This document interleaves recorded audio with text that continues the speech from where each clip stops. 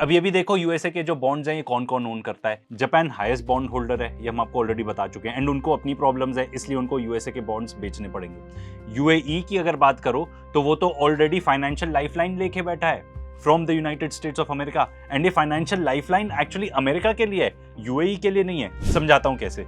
UAE के पास cash short हो रहा है, ऐसा नहीं है कि उनके पास पूरे पैसे ही खत्म हो रहे हैं, बट कैश मतलब यूएस डॉलर शॉर्ट हो रहे हैं, एंड उनको भी तो ट्रेड करना है, अपने वहां पे खाना वाना ये सब लाना है, तो उसके लिए उनको यूएस डॉलर्स की जरूरत है, लिक्विड कैश की जरूरत है। तो वो ये लिक्विडिटी कहां से अरेंज करेंगे? यूएस बॉन्ड्स बेचकर।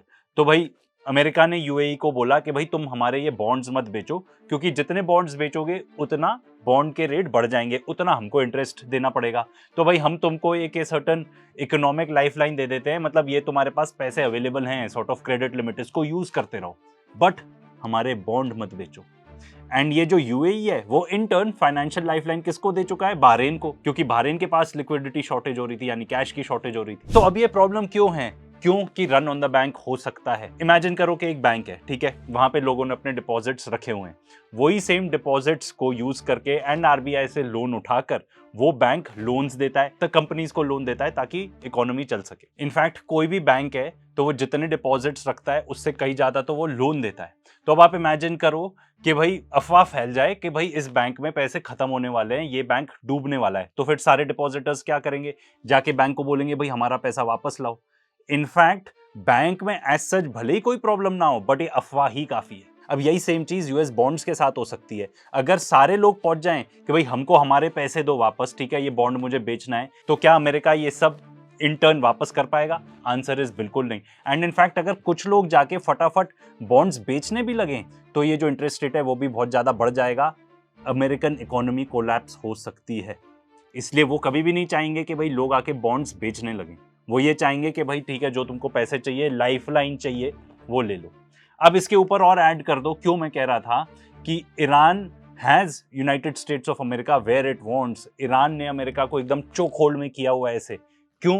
क्योंकि स्ट्रेट ऑफ हॉर्मूज बंद है। जितना लंबा ये चलेगा, माई बिलीव इज ईरान को बेनिफिट करेगा। Let me explain how. Iran की जो इकोनॉमी है वो बहुत ज्यादा एक्सपोर्ट डिपेंडेंट नहीं है, ना बहुत ज्यादा इंपोर्ट डिपेंडेंट है। क्यों? क्योंकि ये one of the most highly sanctioned देश रहा है पूरी दुनिया में, तो ये बहुत सारे देशों के साथ तो ट्रेड भी नहीं कर पा रहे थे।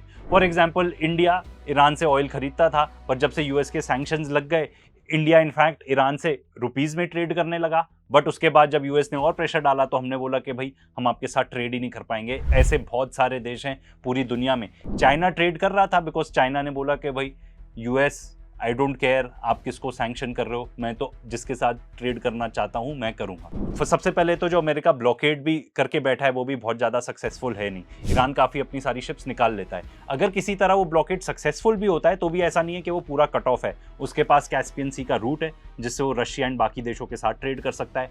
उसके पास चाइना के साथ एक पूरा रेल नेटवर्क भी है। एंड भाई आप बात कर रहे हो पर्शियन लोगों की, एक ऐसे देश की जो इतना सैंक्शन रहा है, they can take pain for a long time.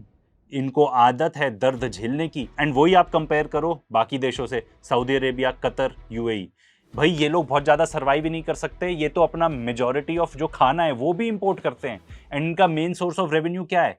Oil है। जब तक ये अपना तेल नहीं बेचेंगे बाहर, तब तक ये देश ही नहीं सर्वाइव कर पाएंगे। इसीलिए तो इनको लाइफलाइन की जरूरत पड़ गई। एंड इसके ऊपर अब एक और कॉम्प्लेक्सिटी ऐड कर दो जो सऊदी अरेबिया ने खुद अपने आप क्रिएट कर दी। बाब अल मंदेब स्ट्रेट अब बंद हो चुका है, हूथीज ने बंद कर दिया है। इसका मतलब जो ईस्ट वेस्ट पाइपलाइन यूज करके सऊदी अरेबिया अपना काफी सारा ऑयल निकाल पा रहा था, वो भी नहीं निकाल पा रहा है। अभी रिसेंटली खबर आई थी कि 9 टैंकर निकलने वाले थे स्ट्रेट के थ्रू, हूथीज ने अटैक किया, नहीं निकल पाए।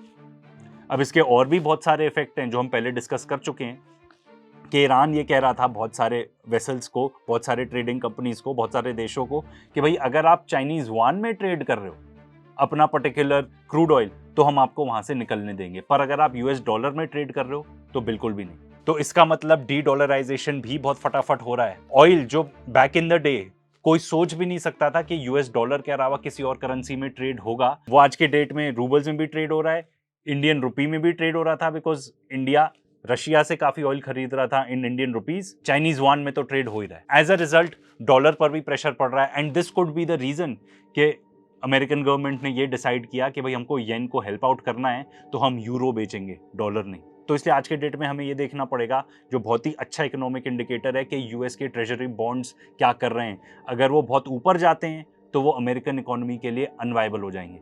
इसीलिए एक वॉर तो लड़ा जा रहा है बैटलफील्ड के ऊपर, जो ऑलमोस्ट स्टेलमेट की स्थिति में आ चुका है। तो भाई जो ट्रम्प भी धमकियां देता रहता है ईरान को कि we will bomb you back to the stone age, तुम्हारी पूरी सिविलाइजेशन खत्म कर देंगे, वो ऐसा क्यों करता है? सबसे पहले तो क्योंकि उसके पास और कोई ऑप्शन ही नहीं है। वो जानता है अगर वो ऐसा करेगा तो पूरा रीजन इतने साल पीछे चले जाएगा कि किसी का भी भला नहीं होगा उससे। एंड दूसरा जो मोटिव मुझे समझ में आया, वो इस टाइप की स्टेटमेंट्स देता है, जो मार्केट्स हैं उसके हिसाब से रिएक्ट करते हैं एंड वो पैसा कमाते हैं। अब भाई कब तक अमेरिका ये जंग में लगा रहेगा, भाई ये तो डिटरमिन पता है क्या करेगा।